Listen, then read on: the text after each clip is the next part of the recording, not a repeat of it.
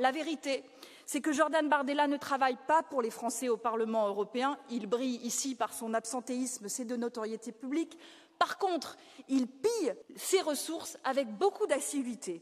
Son seul bilan ici, c'est le détournement de fonds. Le vrai visage de l'extrême droite, c'est la corruption. Il y a quelques mois, Marine Le Pen était condamnée dans l'affaire des assistants fictifs du RN. Ce matin même, le siège du Rassemblement national en France a été perquisitionné dans le cadre d'une nouvelle enquête sur le financement de ses dernières campagnes électorales. La semaine dernière encore, le parquet européen ouvrait une autre enquête sur une autre affaire de détournement de fonds publics par le groupe du RN au Parlement européen. Dans cette nouvelle affaire, on apprend que le groupe du Rassemblement national aurait détourné pour 4,3 millions de fonds européens entre 2020 et 2024. Cette fois-ci, les fonds n'ont pas servi à financer des assistants fictifs, mais des associations liées au RN et des entreprises présidées par des proches de Marine Le Pen et de Jordan Bardella. Il y a 3,6 millions d'euros de commandes passées en dehors de toute procédure, sans appel d'offres, pour des impressions manifestement surfacturées à des entreprises comme Unanime. Unanime est une société enregistrée au nom de Cyclide Blanc, l'épouse de l'ancien chef du GUD, Frédéric Chatillon.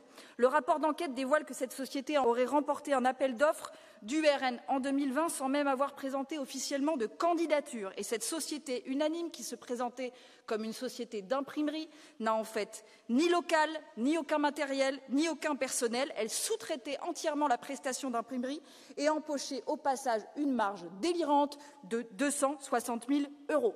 Alors, malgré ces faits accablants, chers collègues, le RN crie au scandale, à l'acharnement. Il nous expliquera que nous sommes tous complotistes, que nous cherchons à confisquer la démocratie, qu'il n'était au courant de rien, etc. La vérité, c'est que Jordan Bardella ne travaille pas pour les Français au Parlement européen. Il brille ici par son absentéisme, c'est de notoriété publique. Par contre, il pille ses ressources avec beaucoup d'assiduité. Son seul bilan ici, c'est le détournement de fonds. Alors l'Europe ne peut plus fermer les yeux. Il ne suffit pas de réagir au scandale, il faut agir, prévenir, protéger. Et cela commence ici, dans ce Parlement, en refusant la complaisance avec les corrompus.